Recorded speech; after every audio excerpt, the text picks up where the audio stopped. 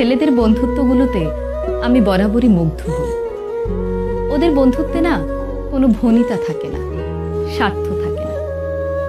গতকাল এক্সাম দিয়ে ফেরার পথে বাসে অনেকগুলো স্কুল ছাত্র উঠল।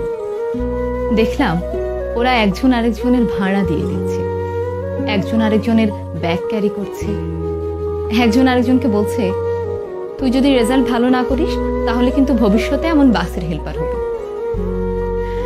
আরেকজন বলছে আর তুই পানের দোকানদার হবি। ওদের এই খুনসুটিগুলো দেখতে আমার বেশ ভালো লাগছিল। আমি জানি না সামনের কিছু বছর পর ওরা কে কোথায় থাকবে, কার জীবনের মোড় কোন দিকে ঘুরে যাবে। তখন হয়তো এদের মধ্যে কারো কারো বন্ধুত্ব ভেঙে যাবে, আবার কারো বন্ধুত্ব অটুট থাকবে আজীবন। তবে ওদের এখনকার যে বন্ডিংটা, এটা দেখে আমার খুব ভালো লাগলো। ওরাও হয়তো একটা সময় পর এই সময়টাকে অনেক মিস করবে। তবে যে যাই বলুক না কেন, ছেলেদের বন্ধুত্বগুলো অদ্ভুত রকমের সুন্দর হয়।